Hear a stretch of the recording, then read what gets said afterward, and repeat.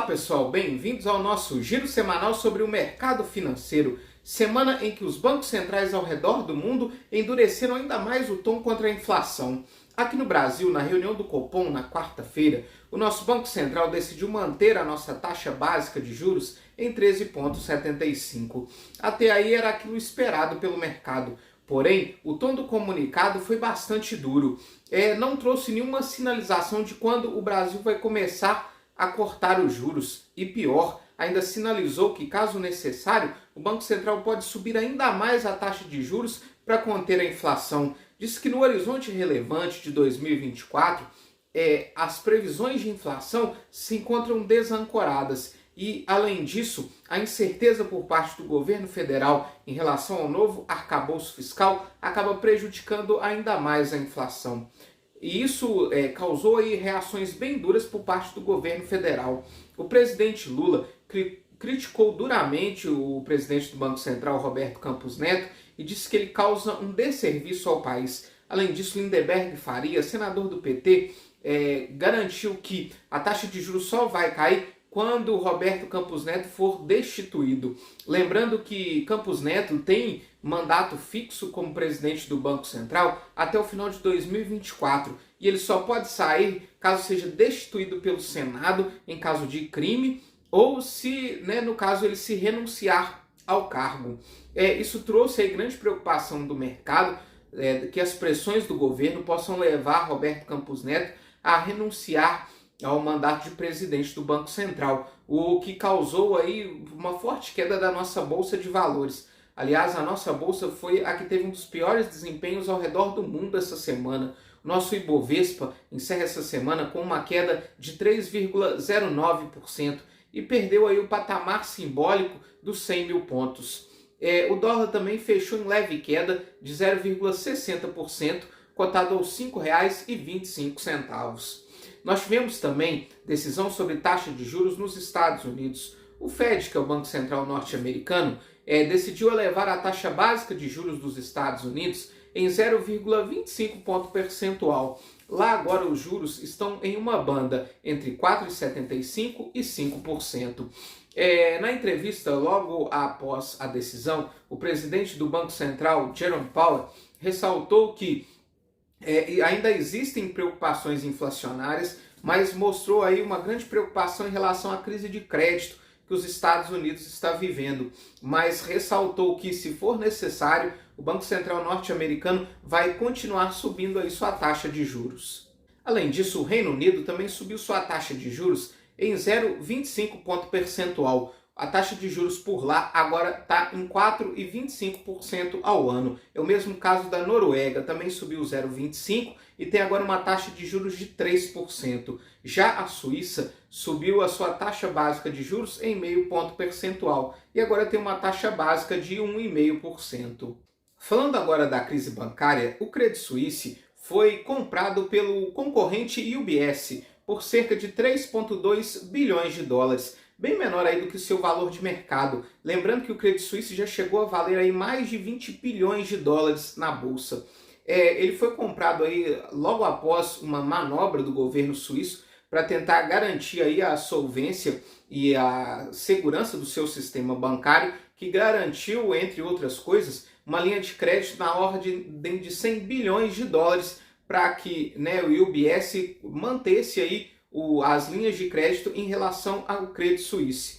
Além disso, os bancos centrais dos Estados Unidos, Inglaterra, Japão e Europa anunciaram uma ação coordenada para poder aí haver troca de dinheiro entre esses bancos centrais e para que eles possam poder injetar e socorrer bancos que passarem por crise de liquidez. Isso aí para tentar que essa crise bancária que surgiu nos Estados Unidos não contamine todo o sistema mundial quanto aconteceu em 2008.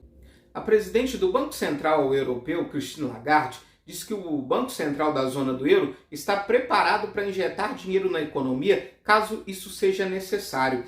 Além disso, o governo dos Estados Unidos anunciou uma medida essa semana que visa buscar estender aí o FDIC, que é o Fundo Garantidor de Crédito lá dos Estados Unidos, para que ele possa aí, cobrir todos os depósitos, não só aqueles depósitos até 250 mil dólares. Porém, a secretária do Tesouro norte-americana deu uma declaração essa semana que acabou aí mexendo com os mercados de que talvez nem todos os depósitos estariam segurados, mas acabou voltando atrás e disse que a intenção do Tesouro americano é garantir todos os depósitos em todos os bancos.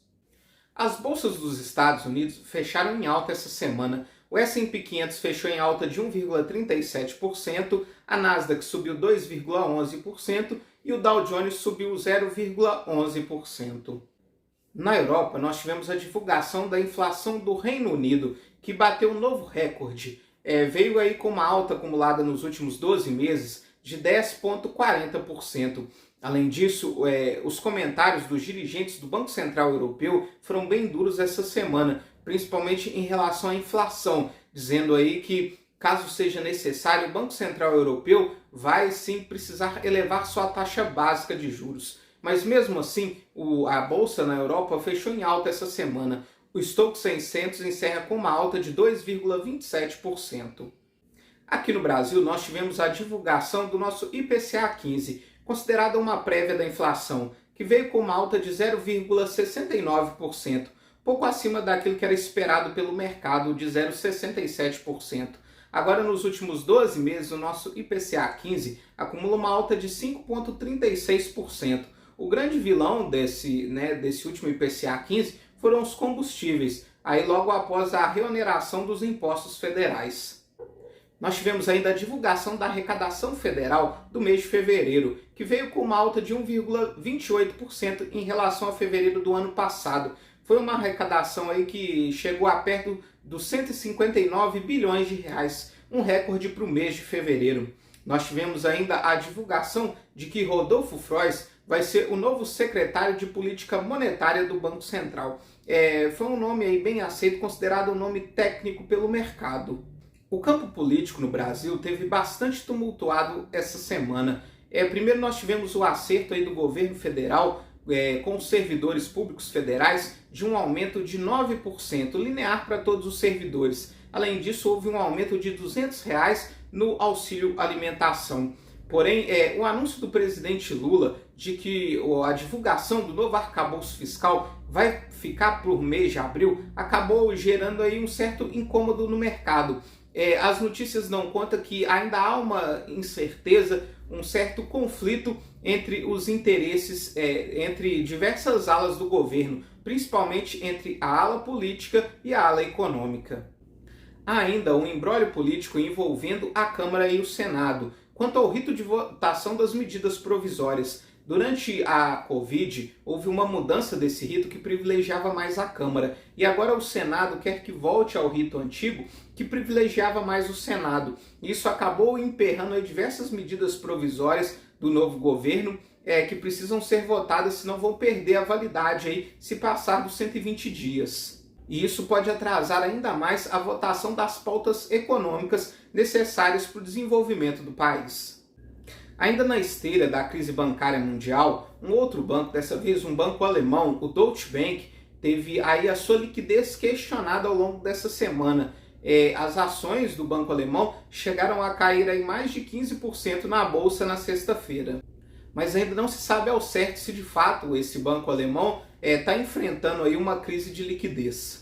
Falando agora das commodities, o petróleo encerrou essa semana em alta, teve uma alta de 2,77% e o barril Brent, referência para a Petrobras, encerra cotado aos $75.